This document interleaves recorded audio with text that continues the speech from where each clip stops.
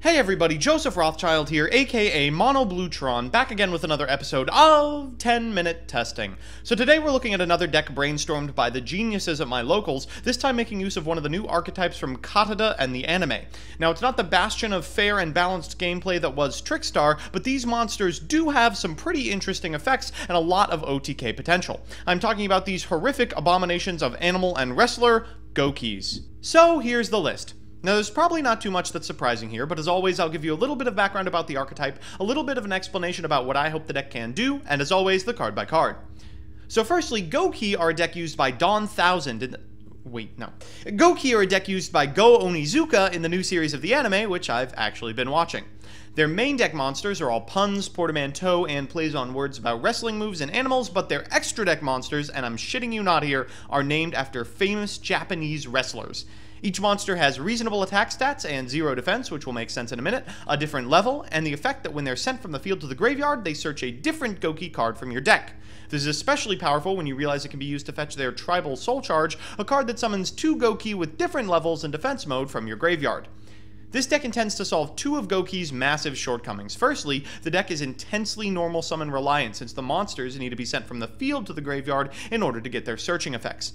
Secondly, the deck doesn't yet have a consistent way to put the Gouki into the graveyard.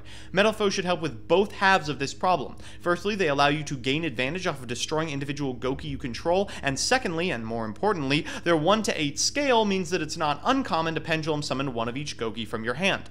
The perfect setup for us involves snagging a pair of Metalfoes along with some number of Gouki, let's say maybe a Suprex and a Twist Cobra. After that, we can normal Suprex, special Cobra with its effect, pop them both for counters, add a Soul Charge or a couple of Gouki, just plus to infinity.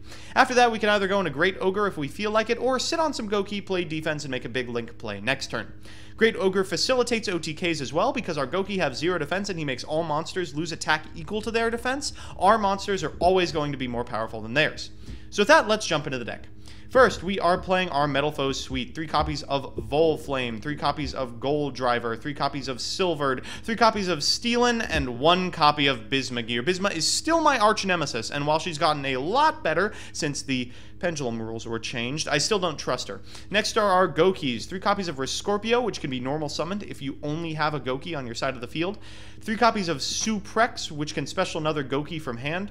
3 copies of Twist Cobra, which contribute a Gouki to increase its attack.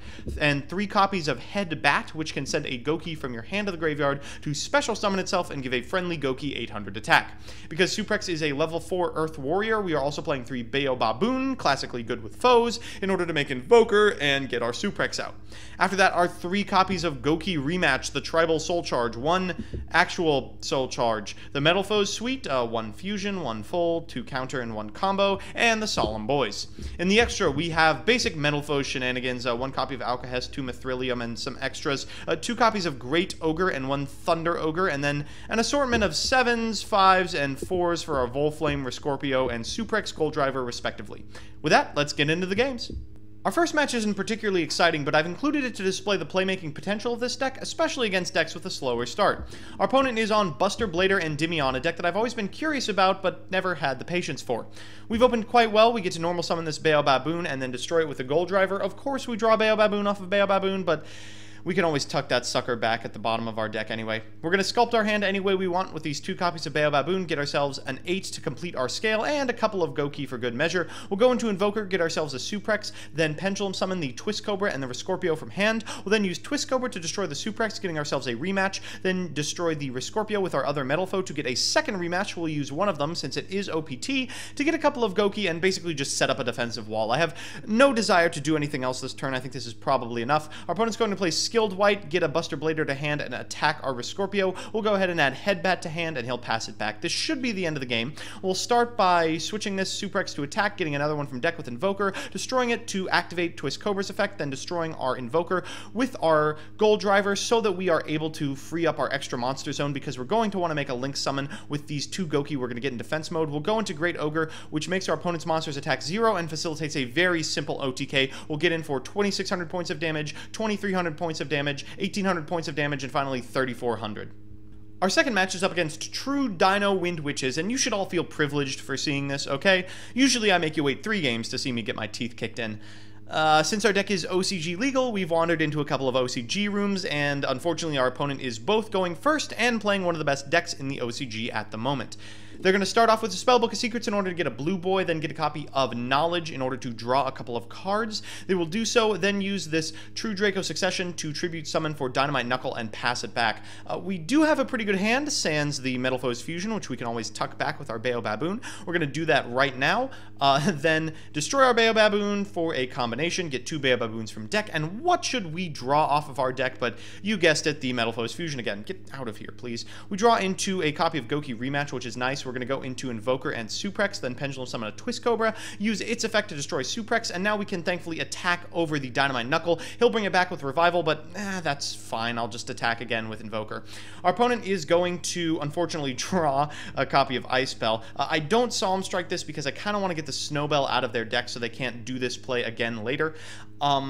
Unfortunately for me, that play does not play particularly well around Soul Charge, so he will Soul Charge back an Ice Spell and a Glass Spell, go into a Winter Bell, and then a Crystal Wing Synchro Dragon. Pot of Desiresing, I'm assuming he was holding off on it because he was only playing 1 copy of Snowbell, so we're still actually in a pretty good position. We'll start by getting Suprex because I do not want this Invoker out for long. We'll Pendulum Summon 2 Gouki, destroy our Scorpio, which baits the Crystal Wing Negation. That's great. He's going to get back the Dynamite Knuckle as well. We're going to go ahead and use Scorpio and Twist Cobra's effect. He's going to Tribute Summon for an Ignis, which will destroy one of our monsters after all of this is done resolving.